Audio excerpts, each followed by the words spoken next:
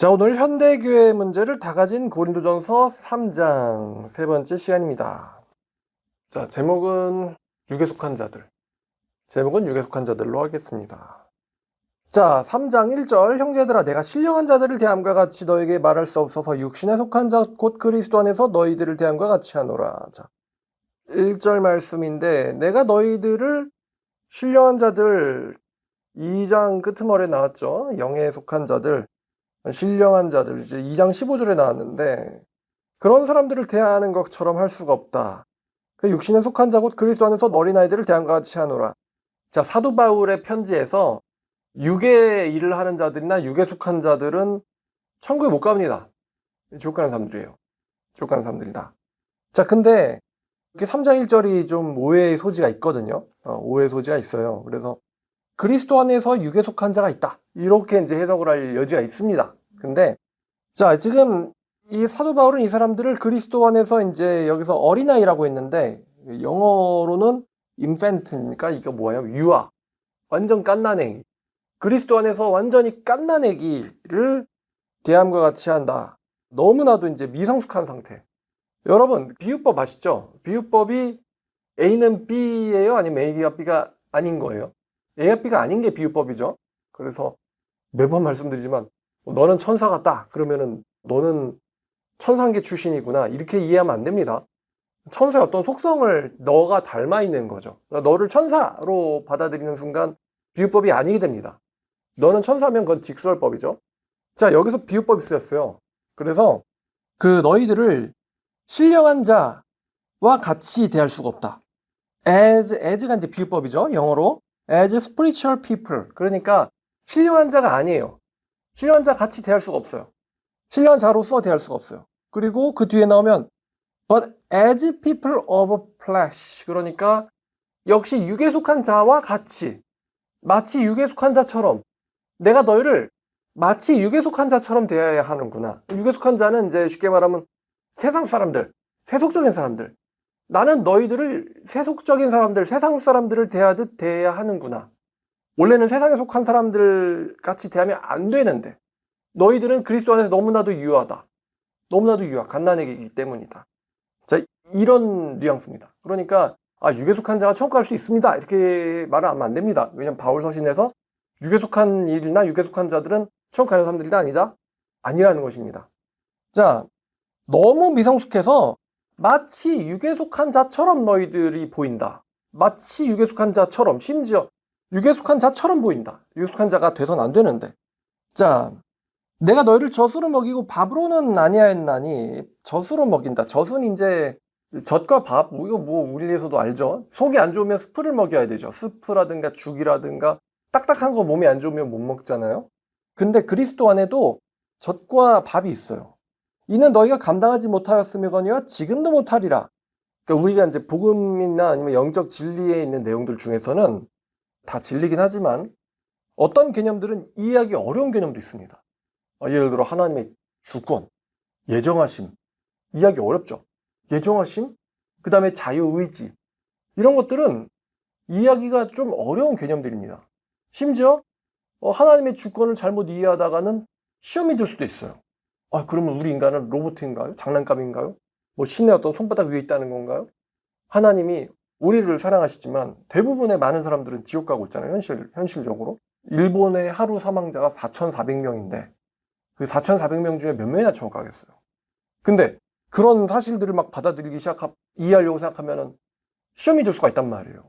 그래서 이 진리 내에는 이해하기가 어렵거나 동의하기가 좀 어렵거나 아니면 실천하기도 어려운 개념들이 포함되어 있습니다. 바울에게도 유대인들을 하나님께서 버리셨다. 대신 이방인을 선택하셨다. 이런 것들은 받아들이기 어려운 개념일 수 있겠죠. 바울과 또 유대인들 중에서는. 자, 이렇게 어떤 영적 지식들 중에 너희들이 받아들이기 힘든 지식들이 있다, 아직은.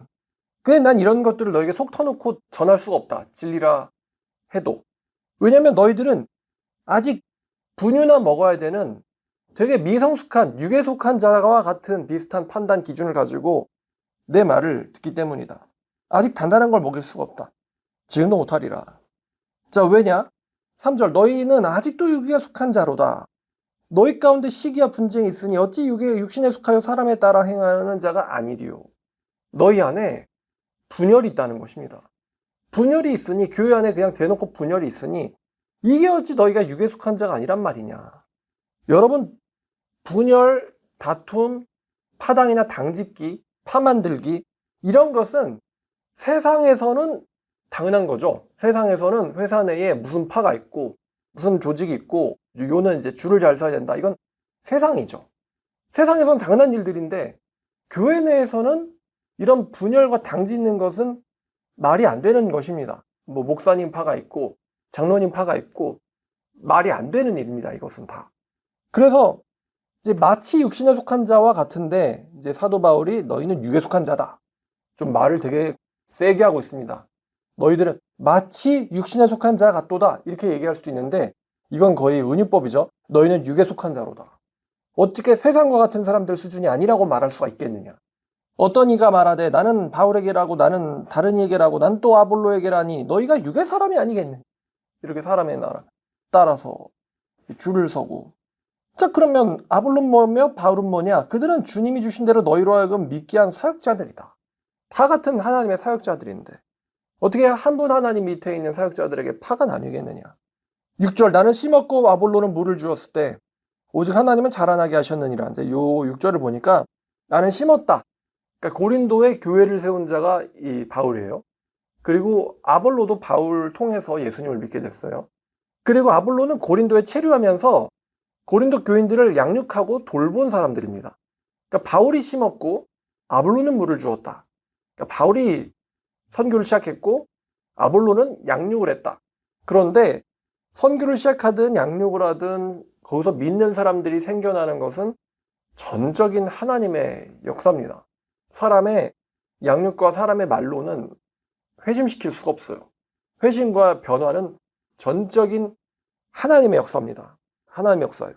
그래서 하나님이야말로 자라나게 하시는 분이시니 심는 자나 물 주는 자나 아무것도 아니로되 자라게 하시는 이가 대단한 거죠.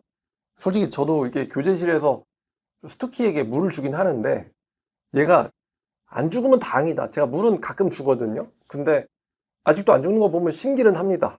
그런 거는 살려두는 건 제가 하는 소관이 아닌 거죠. 조금씩 자랍니다. 한 1년에 한 몇 미리 자랄까? 자라게 하시는 분이 대단한 거죠. 자, 그래서 8절 심는 자나 물 주는 자나 한 가지나 각각 자기가 일한 대로 자기의 상을 받으리라. 사역자들은 자기의 상을 받는다.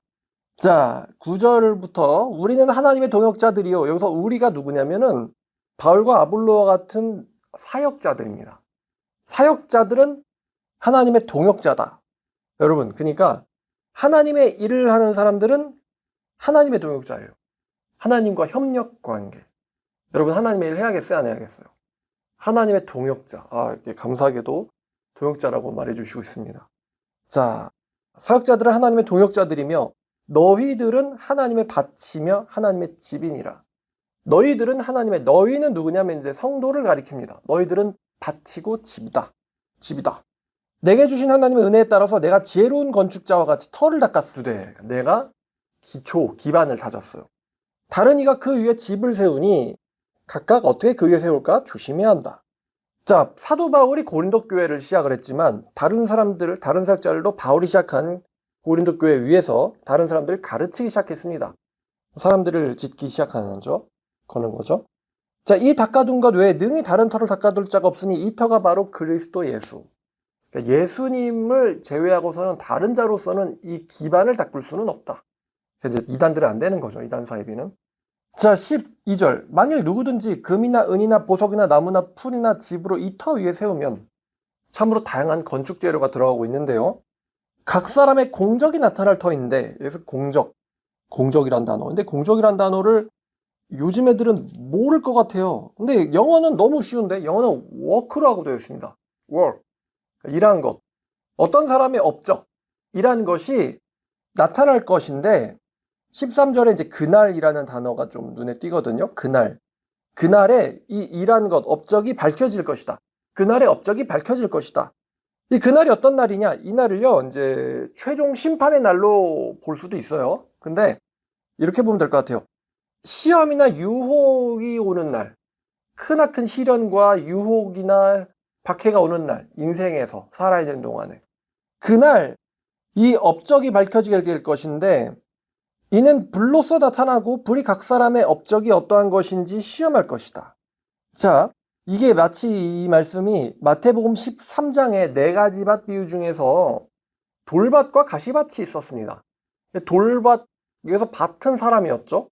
돌밭과 가시밭이 있는데, 이 돌밭도 똑같이 씨뿌림을 받지만 그 말씀 마태복음 13장을 잘 들어보면은 말씀을 듣되 속에 뿌리가 깊지 않아가지고 시험이나 박해가 닥치면은 견디지 못하는 사람들, 돌밭. 그리고 가시밭은 말씀을 듣기는 듣는데 세상에 대한 유혹과 염려에 말씀이 막혀서 절실지 못하는 사람들을 가시밭이라고 예수께서 비유하셨어요. 근데 이 말씀과 좀 비슷한 점이 있습니다. 사도 바울이 터를 닦았고 다른 사역자들이 그 위에다 이제 집을 세우는데, 집은 성도란 말입니다. 근데 그날에 시험의 날이나 환란의 날이나 박해의 날이나 최종 심판의 날에 이 사람의 집이 이제 이 사람의 믿음이 시험을 받게 됩니다. 그래서 이 사람이 이제 믿음이 실족하지 않고 그대로 있으면 그 집을 지은 사역자는 복을 받게 되고 상을 받게 되고 상급을 받게 되고, 만약 그 사람이 시험의 날에 무너지게 된다, 실족하게 된다, 교회를 떠나게 된다, 그러면은 그 사람을 키운 사역자들은 상이 없는 거죠. 집을 잘 지어줘야겠어요. 잘 지어드려야겠습니다.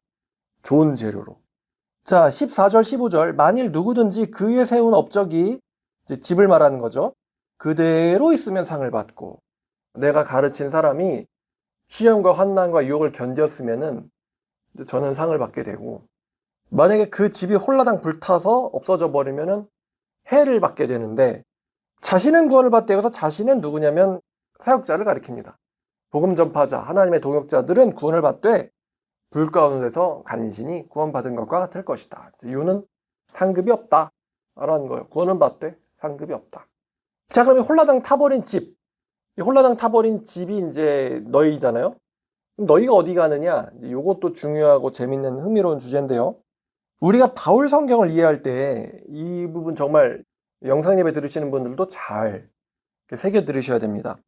사도 바울이 마치 모든 고린도 교인은 전부 모두가 다 구원받은 사람인 것 같은 태도를 가지고 말씀을 전하고 있지만, 실제로는 모든 교인들이 다 처음까지는 못하기 때문에, 왜냐면 바울 그 고린도 교회도 보면은 그러한 자를 사탄에게 넘겨주라 그러잖아요. 그런 사람을 너희 가운데 쫓아내라 그러잖아요. 자, 그러니까 사도 바울이 너희는 다 그리스도 터 위에 있다, 너희들은 그리스도 안에서 유효하다, 마치 모든 고린도 교회는 다 구원받은 사람인 것처럼 얘기하지만, 우리가 이 말씀을 받아들일 때 그래도 난 구원은 받았지 라고 안전빵으로 이 말씀을, 사도 바울의 성경을 읽기보다는, 사도 바울은 이런 어조예요. 네가 구원을 받은 자라면 넌 이렇게 살아서는 안 된다. 네가 그리스도에 속한 자라면 육신에 속한 자처럼 살아서는 안 된다. 네가 그리스도에 속한 자라면 너에게 분열과 파당이 있어서는 안 된다. 너희에게. 바울은 이렇게 말하고 있는 것입니다. 이거는 경고와 격려가 둘 다 들어있어요. 경고와 격려. 네가 그리스도에게 속한 자라면 넌 이렇게 살아서는 안 된다. 육에 속한 자처럼 살아서는 안 된다. 근데 너는 육에 속한 자처럼 행동하고 있다. 그래서는 안 된다. 경고와 격려가 둘 다 들어있습니다.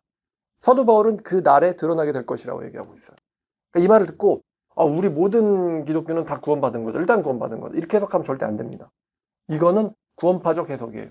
사도 바울이 모든 교인들을 다 인정하는 것 같지만 사실은 그렇지 않다는 것입니다. 그들 가운데 육신적인, 아예 육신에 속한 사람이 있고, 그들은 처까지 못하고 그들은 교회를 분열시키고 이간질시킬 거라는 걸 사도 바울 본인이 제일 잘 알고 있습니다. 자, 따라서 이러한 맥락에서도, 자, 16절 17절 말씀, 자, 16절. 너희는 너희가 하나님의 성전인 것과 하나님의 성령이 너희 안에 거하시는 것을 알지 못하느냐? 이 16절 해석할 때, 나는 이미 하나님의 성전이기 때문에 무조건 천국에 가는 사람이구나, 이렇게 해석하면 안 된다는 거예요. 지금 너희는 하나님의 성전이라고 말하고 있지만, 성전이라면 성전답게 살아야 된다, 이렇게 얘기하고 있는 거예요. 그 다음 절 보니까 누구든지 하나님의 성전을 더럽힌다면 하나님은 그 사람을 멸하시리라. 솔로몬 성전도 멸망당했죠. 예수님 때 예루살렘 성전도 멸망당했죠. 하나님은 성전을 멸할 수 있단 말이에요. 성전조차도. 성전 관리자들조차도 하나님은 멸하실 수가 있단 말이에요. 하나님의 성전은 거룩하니 너희도 거룩해야 한다. 그렇지 않으면 하나님이 너희도 멸하실 수 있다. 자, 그러니까 17절의 논조가 제가 말씀드린 거, 네가 성전이라면 성전답게 살아야 돼. 아니라면 하나님은 성전을 멸할 거야. 멸한다라는 개념은 천국 가서 멸망당한다, 이런 개념을 해석할 수가 없죠. 이건 분명 멸망, 지옥과 맞닿아 있는 개념입니다. 그러니까 이렇게 봐야죠. 네가 아무리 네 스스로를 하나님의 성전이라고 착각하고 있을지라도 더럽혀진 상태로 있어서는 안 된다. 하나님이 너를 버리실 수도 있다는 거, 하나님께서 너를 버리실 수도 있다는 것을 너는 명심해야 된다. 이렇게 말하고 있는 거예요. 하나님은 너를 버리실 수도 있다는 것을 명심해야 한다. 자, 그래서 18절, 아무도 자신을 속이지 말라. 너희 중에 누구든지 이 세상에 지혜 있는 줄로 생각하거든 어리석은 자가 되라. 그러면은 지혜로운 자가 되리라. 이 말은 무슨 말이냐면, 그래서 나는 이미 괜찮아, 이런 자기 착각 속에서 빠져 있으면 안 된다는 것입니다. 난 이미 괜찮아. 자기 자만과 착각 속에서 빠져 있으면 안 됩니다. 자신을 속이지 마라. 솔직히 말하면 현대 교인들 다 속이고 있는 것 같거든요. 현대 목사들, 사역자들, 교인들 다 자기를 속이는 것 같아요. 난 절대 지옥 갈 일은 없어. 이런 식으로 자기 자신을 기만하는 사람들이 정말 많습니다. 솔직히 제가 좀 신천지 칭찬 좀 해줄게요. 신천지 애들은 지네가 멸망할 걸 압니다. 그러니까 제가 너희들이 무슨 제사장이냐, 너희들은 사실은 속은 거고, 이만이라는 사람한테 속은 거고, 너희들은 지옥 갈 거 너희들 잘 알잖아, 그러면은 한마디도 뻥끗 못합니다. 못 따져요, 와서. 그리고 도망갑니다. 지들 본성이 알고 있는 거죠. 자기들의 끝은 사실 종교 사기, 자기들이 하고 있는 건 사실 종교 사기를 당한 걸 거라는 걸 본인들도 자각을 하고 있어요. 근데 인정하기 싫으니까 도망을 가는 겁니다. 현대 교인들은 그렇지 않습니다.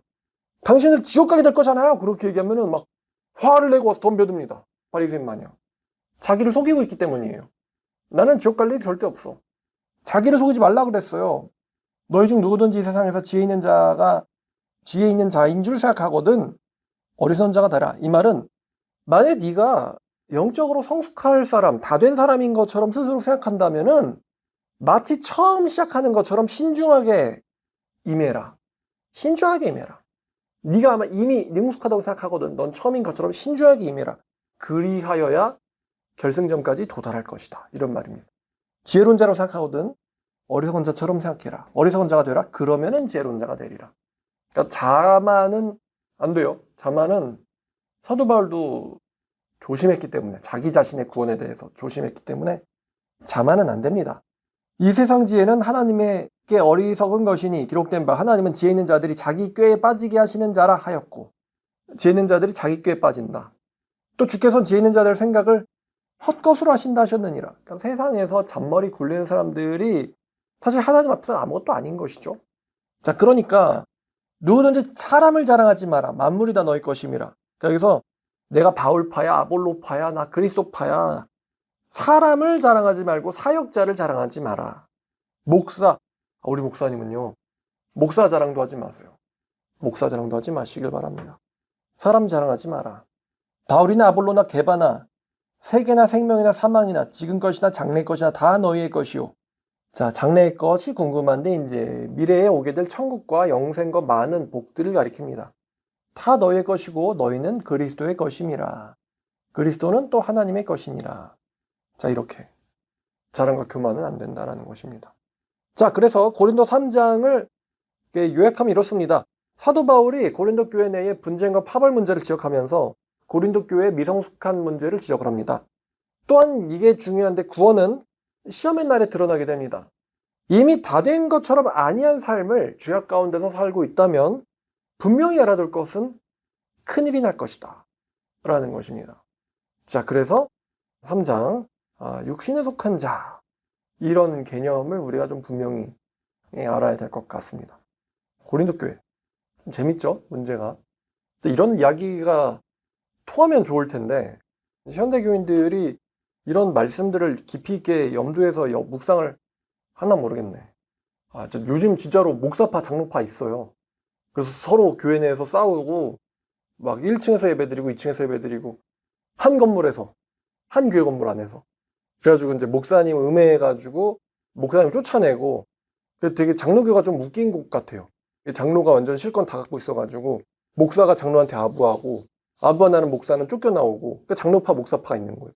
또 힘센 목사는 또 자기 어떤 파당을 딱 갖고는.